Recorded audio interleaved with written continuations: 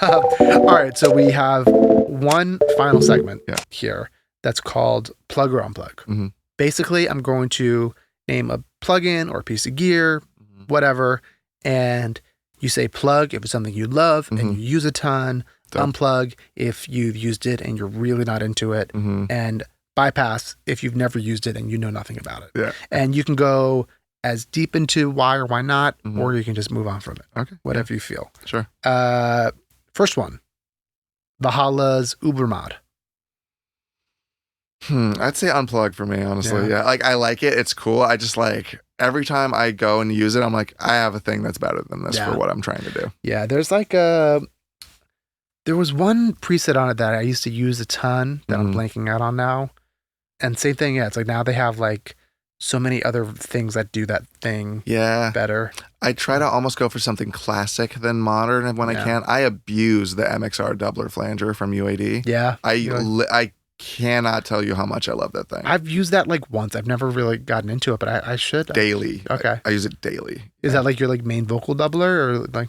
No, it's not my vocal doubler. I use it mainly on tracks, but I have it as a flanger send as well. Like just to... Yeah, just for that. But I throw it directly on tracks all the time. On guitars, it's wicked. On things you need to like warble up, it's really great. It just sounds like what I think a flanger sounds like is that. It's that one. Right. I've almost bought the hardware unit so many times. Because you like it that much? Yeah, and then realized I don't want to do recall. No. Yeah. That's too much work. Yeah, for a flanger, it's a lot. No. It's like if you're like recording it in, sure. Yeah. But otherwise, no, I don't want to. Exactly, yeah. that flanger can't be that much better. Exactly. Have to recall all that shit. It has killed Ubermod for me. Every time I go, I'm like, I'm just going to use that MXR. Yeah, that's fair. Next one is IK Multimedia's Amplitude 5. Unplug. I record my amps.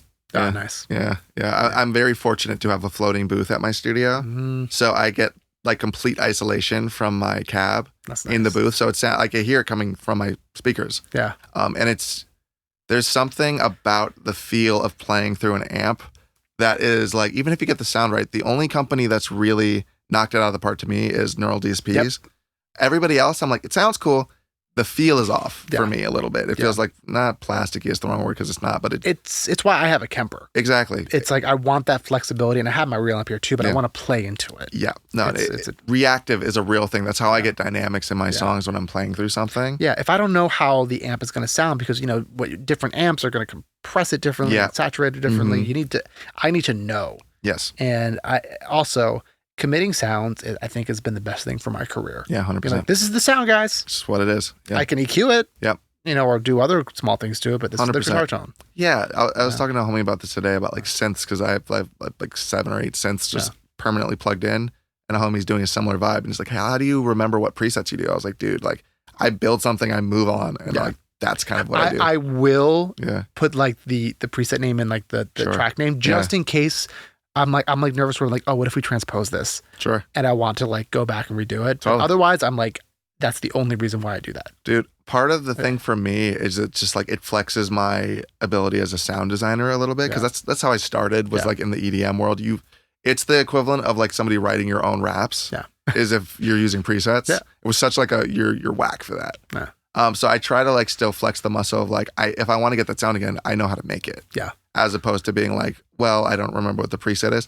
Weirdly faster to just make a sound than trying to make a preset fit. Yeah. Most of the time. Yeah. I think that's like the difference in like when I'm finding like yours and my workflow, right? Where it's like, I don't have the patience to sit and mess with the sound. Sure. And like I said earlier, where it's like, I hear a sound and I think of a part based off the sound. Right. And so like, I'm very much like, I'll kind of scroll through my Juno or like my Poly over there and like, I'll hear something like, ooh, like this would be cool with this kind of part, Yeah. But that's the beauty of different producers. To the amp part, which I think is kind of a thing for me at least. And one of the reasons why I started recording real amps and recording real pianos and stuff like that and why Amplitude kind of messed me up a little bit because I was using that for a while. I realized I don't know what a real amp sounds like.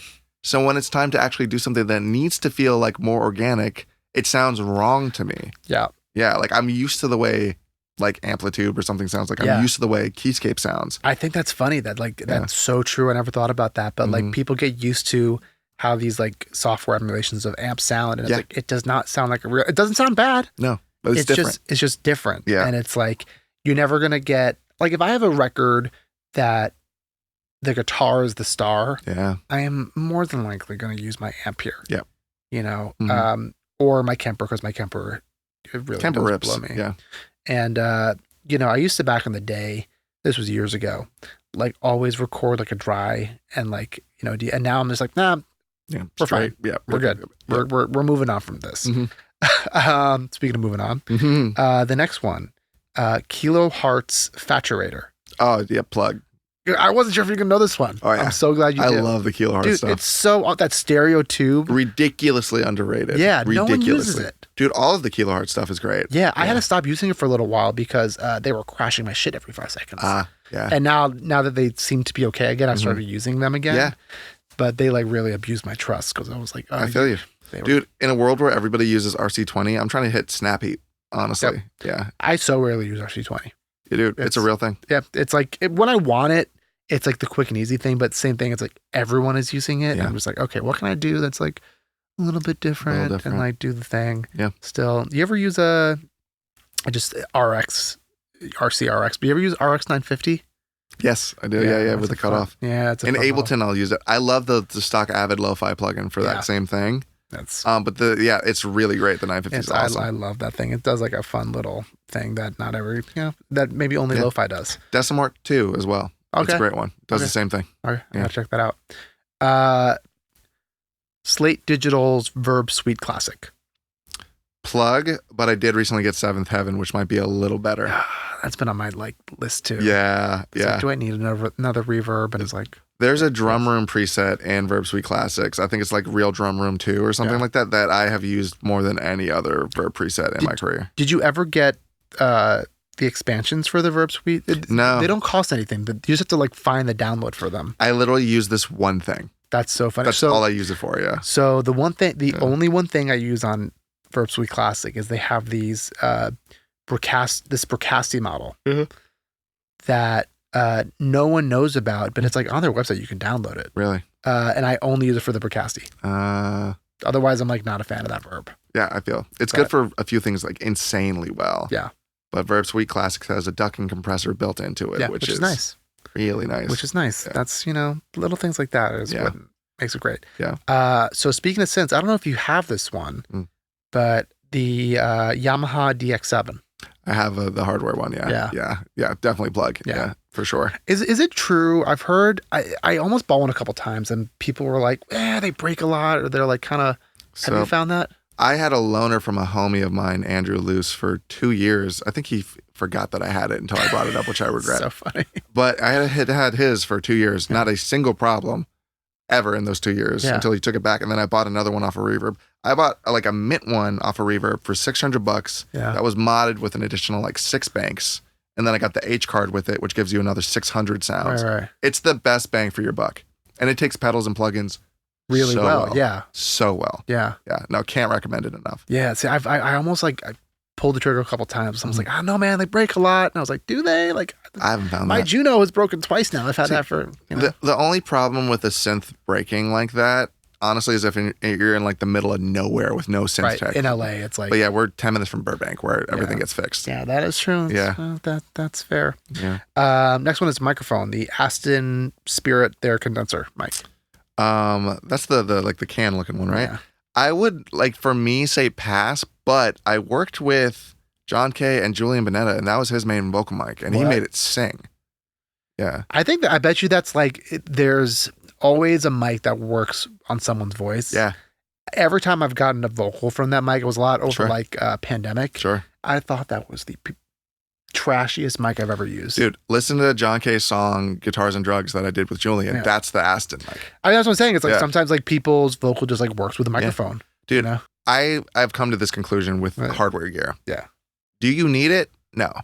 Do I want it? Yes. That's where I'm at with it. Like, I do believe you can do everything you need to with $1,000. Right, but that's what kind of we were saying earlier, where it's like that speed thing too. Yeah, 100%. Right? Like, I can record every vocal with an SM7. Sure, yeah. And like get it to sound somewhat good. And I did for a long time when I was first starting out. But it always took me a long time to get there. Yeah, I want, like, my demos now, like my day one demos now sound better than my finished mixes maybe 4 years ago. Yeah, of course. Yeah. I mean, that's the progress we all hope to make. Yeah. Right? Yeah. Is that we can just like do it. Okay, the next one, just as a precursor for you, our listeners know, is that I ask this plugin on every single pod because we just get really funny answers. Okay. CLA vocals. CLA vocals. Part of it, yes. Part of it. I loved the top end boost. Okay. Actually, funny enough. I think the compressor isn't the best. No, it's very like you can hear it. I don't know what the sub feature's for. I've never heard a vocal and been like more bass. Yeah. Like almost never, dude. Like ever. The verbs and the slap and all that stuff, I'm just like, there's better things for this. Yeah. But the top. Yep. Pretty good. The doubler too isn't bad. The doubler's as good. A send. Yeah. But like I keep my lead vocal mono. Yeah. Kind of guy. I have a long like send list that I can kind of just pull from. So I have a doubler for that. Well, same. That's what I'm saying. It's like my main vocal, like my dry vocal. Oh, that's mono. insane to put it directly on your vocal. Yeah. That's what I'm saying. Yeah, that's why like I don't like CLA vocal for that reason where it's like I don't want to have to like you know, now it's stereo and the whole thing. More so than that whole thing, it's the divisiveness in the producer community. Yes, that's why I'm bringing it up. Yeah, 100%. I'm sure you saw the Kenny Beats thing. Yes. Yeah. Yes. It's so funny. And like at first, I wasn't going to ask every producer. But then like it always somehow came up and someone was like, you should ask everyone. I'm like, all right, I'm asking everyone. Weirdly enough, CLA Unplugged is not a bad acoustic guitar processor. I like that. Yeah. I like that. Yeah. It's kind of like when I'm like, I need this quick. And then sometimes I don't end up taking it off because I'm like, oh, I've kind of worked around this and it sounds good. Whenever you need something that's like a little bit hyper surreal, it's perfect. Yeah. Yeah. Yeah. There's time and place for everything. Yeah. Okay. And the last one is a plugin that most everyone should have used, or like it's a very, very popular plugin. Autotune EFX. Autotune, I have a love-hate relationship with. Definitely plug because like you can't not have autotune. You can't not be. You need to have it. Yeah. But it has caused me so many issues in the last year, specifically with this M1 switch. Yeah. Man, I'm still in Rosetta. Like I'm not native on Pro Tools. I'm native and it's gorgeous. It's wonderful. I've been paying for this subscription. I bought it too. And I'm like, dude, like, please help me make this work. It crashes my session on startup no matter what I do. I've contacted them about it. EFX specifically? Any Antares thing in native will wreck my system. It's like the bane of my existence. That's so weird. It works perfect. I had that problem. Yeah. And then they just like, it was like an update and then I got older installers. Dude, they did the update. They're like, we fixed it. Like, I know some of you guys have been having this issues, which they didn't express to me when I reached out. And I did it. It worked for one day. And then crash. See, this is what the problem is why I'm staying in Rosetta for a little bit. I would install it, do that, uninstall it because I can't use it, and it would initialize all my settings in my sessions. Yeah, so I'm like, I can't keep trying this. No, it's weird. Yeah, that's crazy. I've been in M1 now for like, I think I'm like coming up on like 8 months or something like that, and Pro Tools especially, like everything just runs so much smoother. Dude, it's like it's like a fantasy almost. Like I'll put it on, I'll put it in native mode for a little bit and like not have auto-tune in. Yeah. And it just rips. Yeah. It's so fast. I'm so sorry you're having that problem. Dude. And I'm like, the way I work usually is I'm just like duplicating chains all the time. Yeah. So like, and I have a beastie like Mac Studio. Yeah. And I can't take advantage of it. It's annoying. You gotta figure that out because that makes me sad for you. Dude, I've tried.